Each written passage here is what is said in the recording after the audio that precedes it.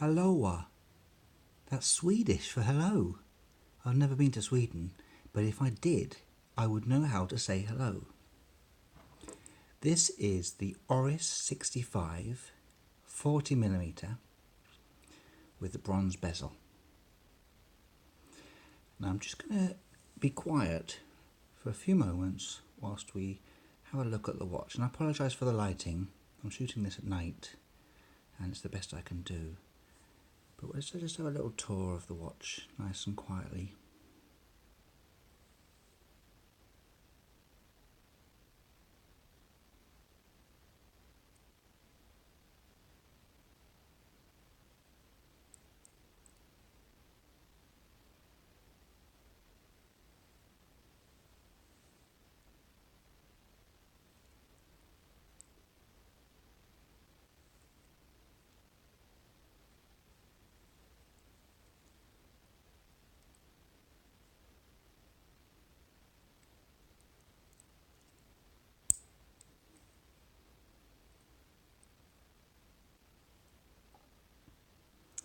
There we go.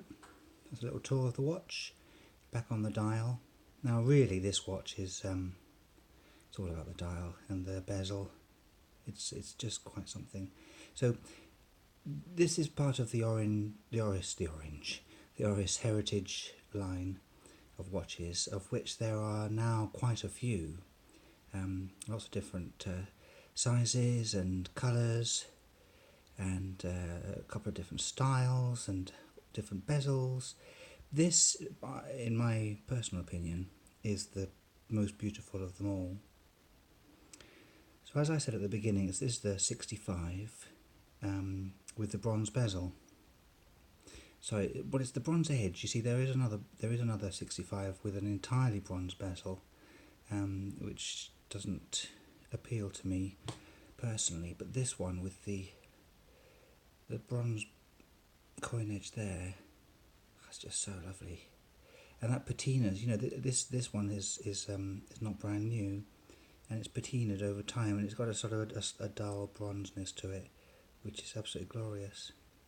Anyway, whilst we're here, let's have a look. You can see the domed crystal. It's sapphire. It's double domed. It's domed inside as well, with anti-reflective coating, and it's got a beautiful dome. I mean, look at that, flipping heck, absolutely glorious. Signed bezel, signed crown. I'm so obsessed with that bezel. Signed crown. No crown guards, but it is screw down. 100 metre water resistance.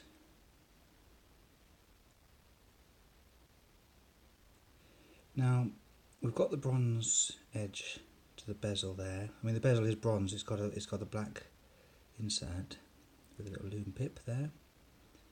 The indices are rose gold, so I mean, it kind of looks like it might be bronze. Kind of keeps it similar colouring, but it is actually rose gold. Can we see that in this light? I mean, it's not silver. It's not stainless steel, you know, like a lot of watches would be. One other feature that I particularly like about this is the date at 6 o'clock. I think that's really smart. White on black date wheel. Yeah, they know what they're doing, these guys. I'll show you the bezel. It's quite loose. I mean, it's not stiff. I mean, I've seen stiffer. That's what she said. And no, I mean, it's got a lovely click to it, and a little bit of backward play, not a huge amount.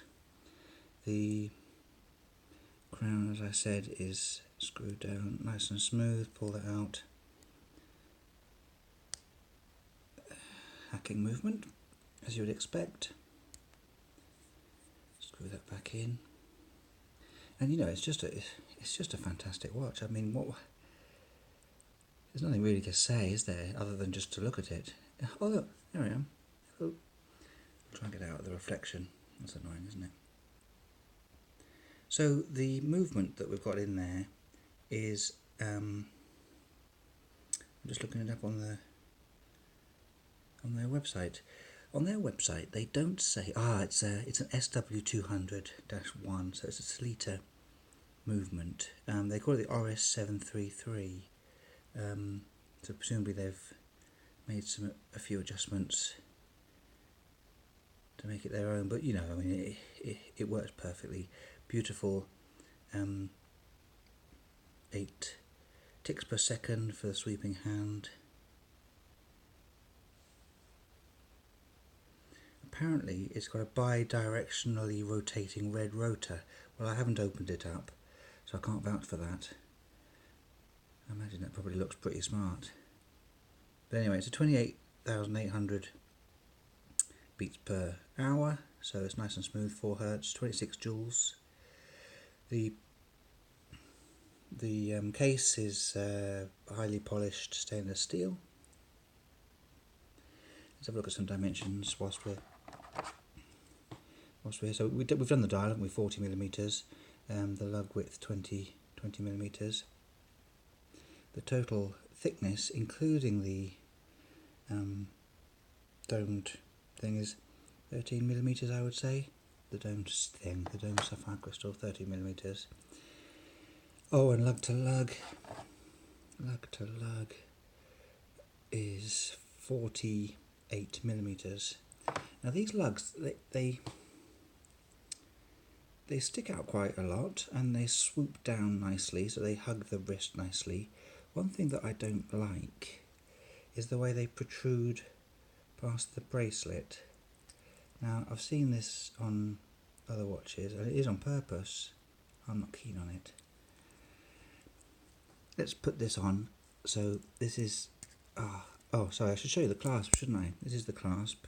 It's got a little scratch on it from desk diving. It's a good clasp, and it tapers like a beast. Look at that, 20mm up here, tapering down to, what's that, 15mm. Quite a taper. Anyway, let's put it on. I'll just come out of shot for a sec. There we go. So that's on my 7.5-inch wrist, and I've got a bit of paint on me because I've been doing some DIY today. I think that is an absolute beauty. The size is perfect, really comfortable. The tapering bracelet is really comfortable. It's lovely and small here underneath, and just really comfy. I like it. The lume's pretty good. It's not perfect. You can tell the time in the dark by the hands, which sounds like a silly thing to say, but you can't. The indices don't glow as much as the hands, so that doesn't matter because you can tell the time by the hands, so that's fine.